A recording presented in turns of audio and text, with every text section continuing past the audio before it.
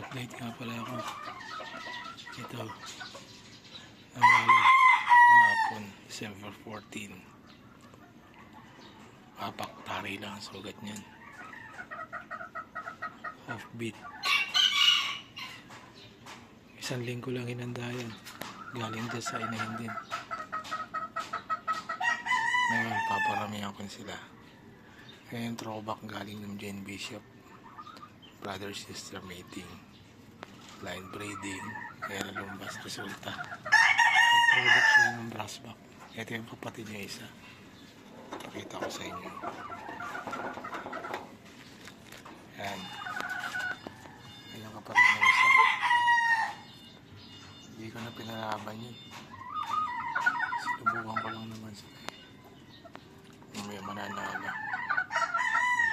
Sa ilit lang pumatay siya.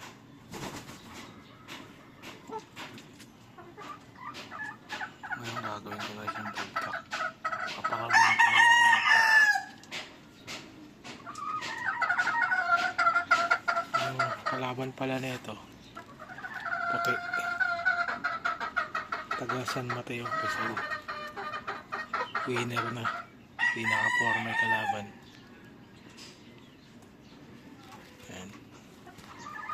Update ko lang yan.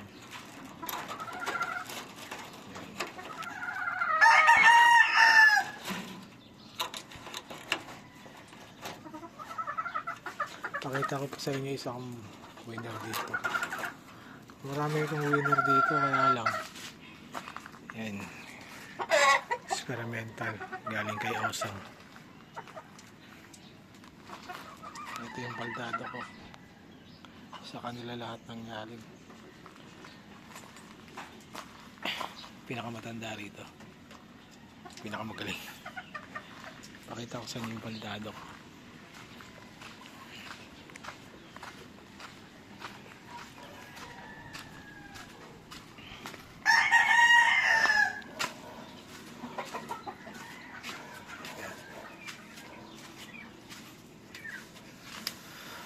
Ito, nakadalawang panalo. Putol na idaliri. Kanan. Simple lang. Magaling lang talaga sila mag-cut. Ito yung mga stag ko ngayon. Yan. Anak ng Osang.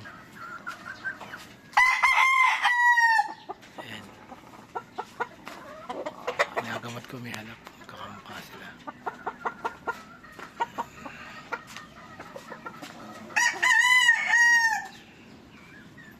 Mga nilalaman ko, mga inbred. Ilan lang ang natalo sa akin dito. Yan.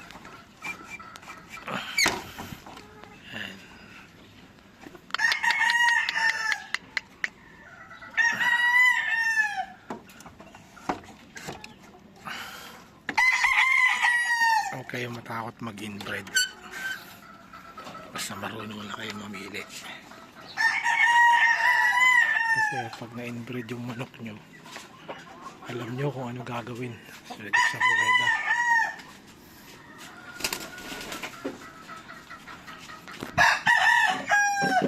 Kahit nakapikit kayo, alam nyo kung ano gagawin nila sa raweda.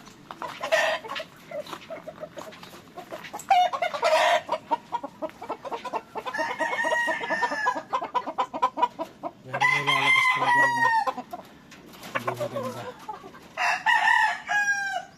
Ito candidate na to for calling. Matapang, sobrang tapang. Kaya lang hindi na siya umangat. Puro baba na lang. Puro baba na lang. Salamat.